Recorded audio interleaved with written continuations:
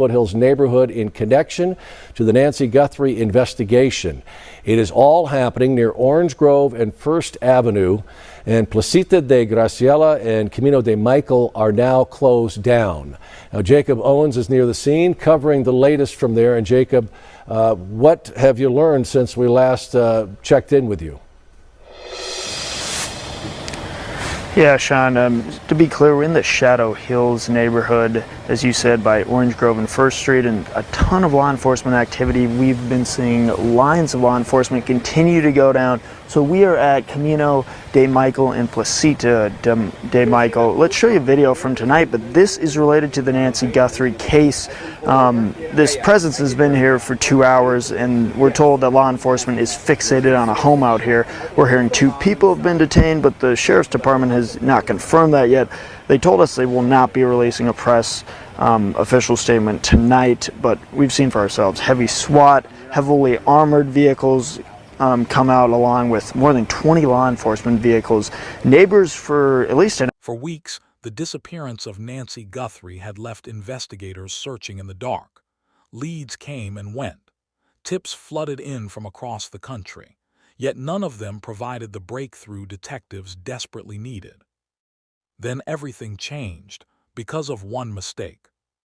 According to law enforcement officials, the investigation reached a turning point when surveillance teams noticed unusual activity connected to the suspect. It was not a dramatic confession or a sudden arrest. Instead, it was a small action that quickly drew the attention of authorities. The kidnapper had become careless. During a late-night briefing, a senior SWAT commander explained that suspects often make critical errors when they believe they are no longer being watched. Stress builds, pressure increases, and eventually, even the most careful individual slips. That is exactly what investigators believed had happened in this case. The commander revealed that surveillance units monitoring key locations had observed behavior that did not match the suspect's usual routine. The movement appeared rushed, nervous, and unplanned. To trained officers, that change in behavior stood out immediately. But the real shock came moments later. According to the commander, specialized equipment used by the SWAT team captured a detail that investigators had been trying to confirm for days. It was not a full identification, but it was enough to strengthen the case and move the investigation forward. That single observation became known among officers as the mistake. Suddenly, detectives had a direction.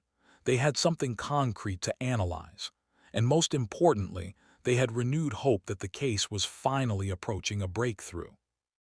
The question now was simple and urgent. What exactly did the SWAT team see that night, and why did it matter so much to the investigation? That answer would soon be revealed, and it would change the course of the search forever. To stay updated on every development in this case, like and subscribe to Dark Case File True Crime, where every detail matters. The atmosphere inside the command center was tense as investigators gathered for the late-night briefing.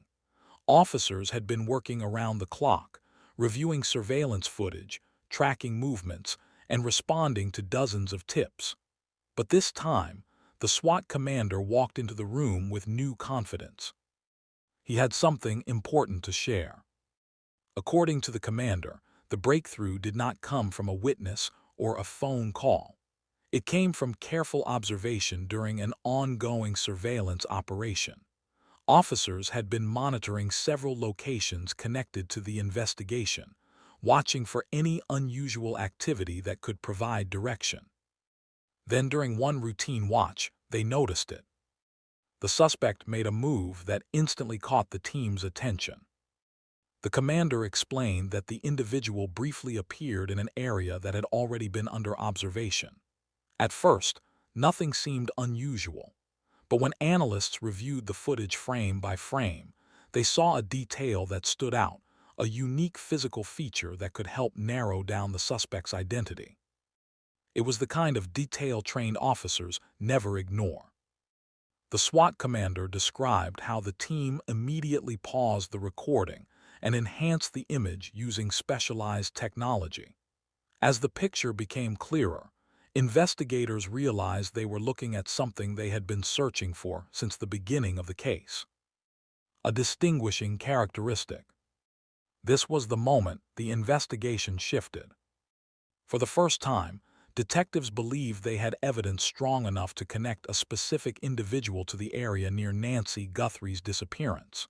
The discovery did not confirm guilt, but it gave investigators a critical lead, one that could be verified through additional records, witness statements, and forensic analysis. The commander made it clear that this mistake by the suspect was not dramatic or obvious. It was subtle, brief, and unintended. But in criminal investigations, even the smallest oversight can change everything. Now investigators faced a new challenge. Follow this lead quickly before the suspect realized the mistake had been noticed. As investigators analyzed the detail revealed by the SWAT commander, attention quickly shifted to one critical question: where exactly had the suspect been seen? The answer would become one of the most important developments in the entire investigation. According to officials, the surveillance team had been monitoring a specific area connected to the case, a location that detectives believed could play a role in the suspect's movements. It was not random. The site had already been flagged because of unusual activity reported in the days following Nancy Guthrie's disappearance. For weeks, nothing significant had been captured. Then, late one evening, cameras recorded a brief but suspicious visit. The individual appeared to arrive quickly, remain for only a short time, and then leave just as suddenly. At first glance, the behavior might have looked normal, but to trained investigators, the timing and pattern raised immediate concern. This was the moment the kidnapper's mistake became clear. According to the SWAT commander, suspects often return to locations they believe are safe or familiar. They may check on something they left behind or attempt to confirm that no one is watching. In this case, the visit suggested that the individual still had a connection to that location, a connection investigators could now investigate further. Detectives responded immediately. They reviewed license plate readers in the area, examined nearby security cameras, and interviewed individuals who had access to the property. Each new piece of information added to a growing timeline that placed the suspect closer to the center of the investigation. What made this discovery so important was the confirmation it provided. For the first time, investigators had a clear link between the suspect's movements and a location of interest connected to Nancy's disappearance. It was not proof of what happened, but it was a strong indicator that the investigation was moving in the right direction. The pressure on the suspect was now increasing. And according to the SWAT commander, the next step would be decisive: determine what the suspect had gone back to retrieve and why. That answer, investigators believed, could reveal the truth behind the mistake that changed everything. By the time investigators confirmed the suspect's return to the suspicious location, the urgency inside the command center had reached a new level. Detectives now believed the kidnapper's mistake was not just about being seen, it was about what he went back for. According to the SWAT commander, suspects who revisit a location are often trying to fix a problem. They may attempt to retrieve evidence, move items, or check whether something has been discovered. In many cases, that action creates new evidence instead of removing it.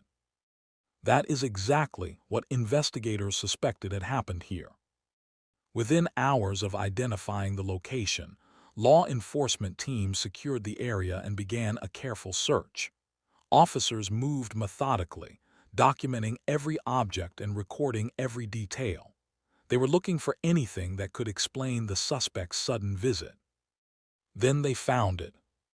Investigators discovered items that appeared to have been recently disturbed. Dust patterns were uneven. Objects had been shifted slightly out of place. Nothing looked dramatic at first glance, but to trained forensic specialists, those small changes told a powerful story. Someone had been there, and not long ago. The SWAT commander later explained that these subtle signs confirmed their suspicions. The suspect had likely returned to remove or hide something connected to the crime. Instead of covering his tracks, however, he had left behind new clues. That realization marked another turning point in the investigation. Detectives began collecting samples, photographing the scene, and documenting the exact condition of the area. Every detail was preserved for analysis. Forensic experts would later examine the materials to determine whether they could be linked directly to the suspect. But the most important question remained unanswered. What exactly had the suspect been trying to hide, and why did he believe investigators would never find it? According to the SWAT commander, the answer to that question could reveal the motive behind the mistake that changed the entire investigation. And to stay updated on every breakthrough in this case, like and subscribe to Dark Case File True Crime, where every clue brings us closer to the truth. As forensic teams finished documenting the suspicious location, the mood among investigators shifted from cautious analysis to urgent action. The evidence suggested that the suspect was becoming nervous, and nervous suspects often make more mistakes. That was exactly what the SWAT commander was counting on. During an emergency briefing, he explained that the suspect's recent behavior showed signs of pressure. Returning to the location had already exposed one critical error. Now, investigators believed the individual might attempt another risky move, especially if he suspected that law enforcement was closing in. The commander made a decisive call.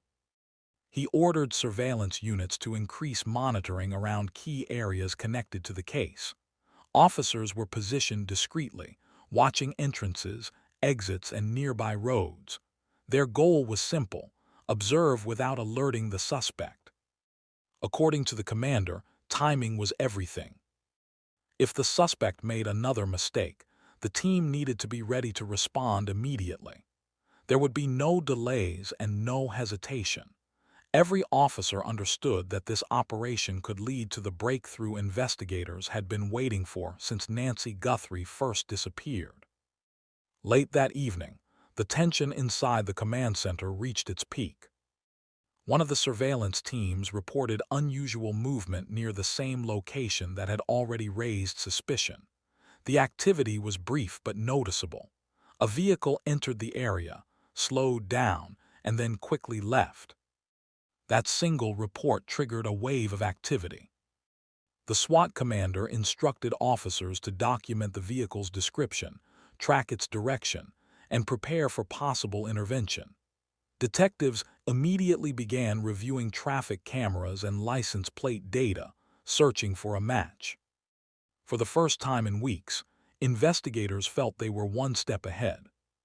The suspect had already made one big mistake, and now it appeared another one might be unfolding right in front of them. The question was no longer whether the suspect would slip again. It was whether the next mistake would finally lead officers straight to him. By the 6th week of the investigation, pressure on the suspect had reached a breaking point.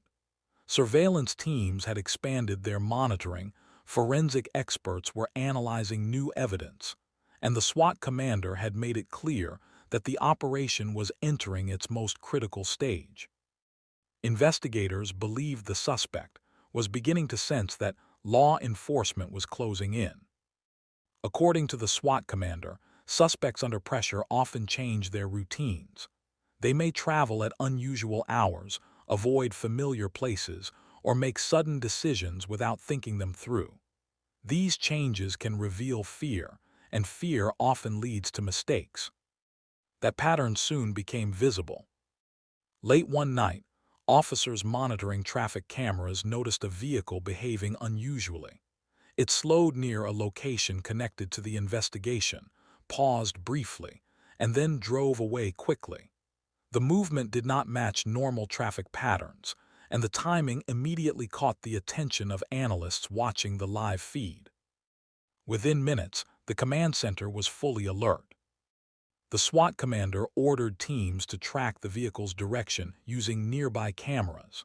Officers carefully followed its movement across several streets, documenting every turn and every stop.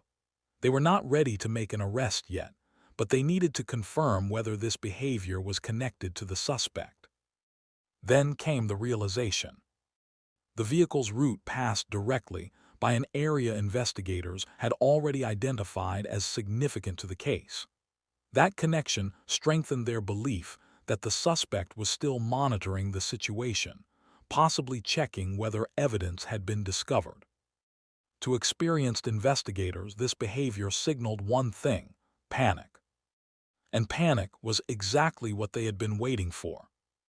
The SWAT commander later explained that the suspect's actions revealed a critical truth. He was no longer confident. The careful planning that may have existed at the beginning was starting to break down under pressure. That breakdown marked another turning point. Because when suspects panic, they stop thinking clearly, and that is often when investigators finally get the chance to act. The next move, the commander said, would determine whether the investigation reached its long-awaited breakthrough. And to stay updated on every development in this case, like and subscribe to Dark Case File True Crime, where every clue brings us closer to the truth. Ransom note that was distributed to the media did make a demand for 5 p.m. today, and if a transfer wasn't made, then I think a second demand was for next Monday. The special agent in charge says the FBI is still investigating the legitimacy of the ransom note, which he says referenced in Apple Watch and floodlights, information that was publicly available. But the note did not include any contact information. In a normal kidnapping case, there would be contact by now. Authorities also arresting a man they say sent a hoax ransom demand to Savannah's sister Annie and brother-in-law. To those imposters who are trying to take advantage and profit from this situation, we will investigate and ensure you are held accountable for your actions. Now entering the 6th day of the search, authorities still have no suspect or person of interest in the case. But they did release a more detailed timeline of the night Nancy disappeared. They say at 1:47 a.m., the doorbell camera disconnected. At 2:12, software detected movement on a camera. And at 2:28, Nancy's pacemaker app disconnected. Authorities also confirming blood found on the porch was Nancy's. The sheriff tells us investigators do not have the doorbell security camera from Nancy Guthrie's house and have not been able to access any surveillance footage from the home. What gives you hope that Nancy is still out there? Wow. You have to have hope. You have to have hope. You can't. Come on, this is somebody's mom. We're going to find her. And guys, as for those reported ransom notes, the FBI says if they do turn out to be legitimate, those demands, and they are able to make that contact, that the FBI is prepared. They say they have crisis negotiators here in Tucson ready to assist the family. Meanwhile, the FBI is also ramping up their search efforts, and they are now offering a $50,000 reward for any information that leads to an arrest, or more importantly, to Nancy. Craig. Liz Court's force there in Arizona again. Liz, thank you. NBC's Tom Wynn.